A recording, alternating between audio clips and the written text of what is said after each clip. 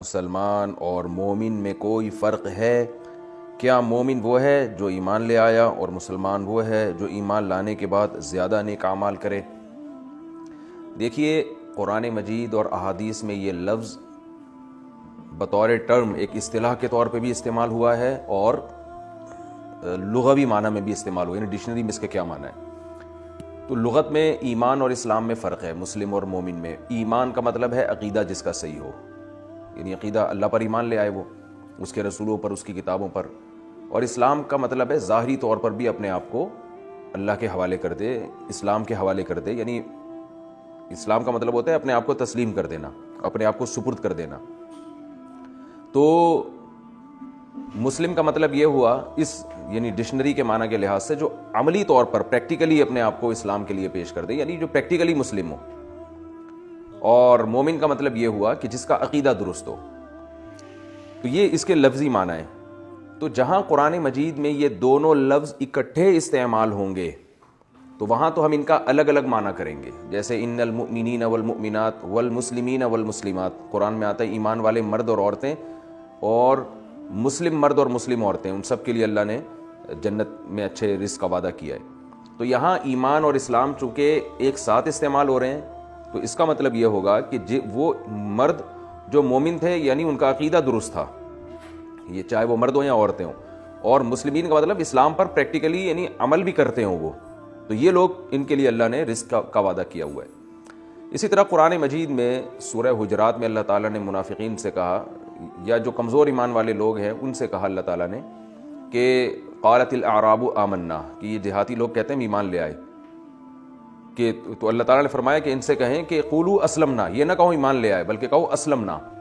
اسلمنا کا مطلب کیا ہے؟ ہم نے ظاہری طور پر اپنے آپ کو اسلام کے سپرد کیا ہوا ہے۔ ولما دخلت الایمان فی قلوبہم، ایمان ان کے دلوں میں داخل نہیں ہوا، یعنی جیسا مضبوط پختہ عقیدہ ہونا چاہیے ویسا نہیں ہے، ظاہری طور پر اپنے آپ کو انہوں نے اسلام کے حوالے کیا ہوا، یعنی ظاہری طور پر کچھ احکام ہیں جو اسلام کے، جن کو یہ فالو کرتے ہیں، دل میں وہ مضبوطی نہیں ہے۔ اگر اس سے منافق مراد لیں تو اس کا مطلب ہوگا دل میں ایمان ہی نہیں ہے۔ کمزور ایمان والے مراد لیں تو مطلب جو ایمان کا لیول ہونا چاہیے وہ نہیں ہے۔ تو یہاں بھی اسلام کا مطلب کیا ہوا؟ ظاہری طور پر، یعنی اسلام کے احکام پر عمل کرنا، چاہے حقیقت میں دل میں عقیدہ پورا مضبوط ہو یا نہ ہو۔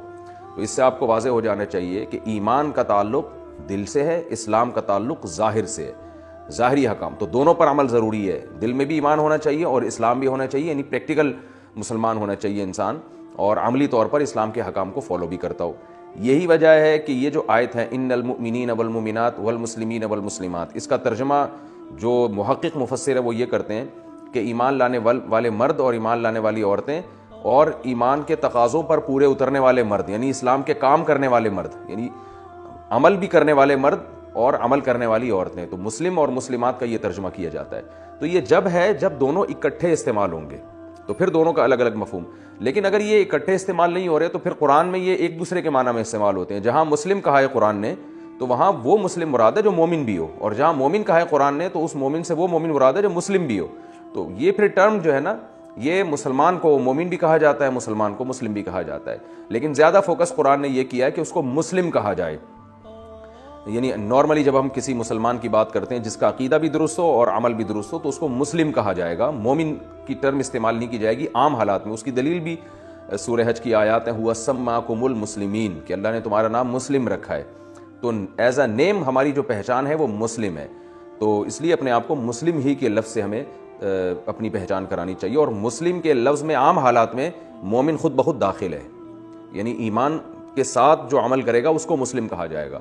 تو اس لیے عام حالات میں تو یہ دونوں ایک ہی معنی میں استعمال ہوتے ہیں، اور قرآن سے پتہ چلتا ہے کہ اس میں مسلم کے لفظ کو ہمیں یوز کرنا چاہیے جو ہماری پہچان ہے۔ لیکن اگر یہ دونوں اکٹھے استعمال ہو رہے ہیں تو ان سے پھر لغوی معنی مراد ہوتا ہے، اصطلاحی معنی مراد نہیں ہوتا۔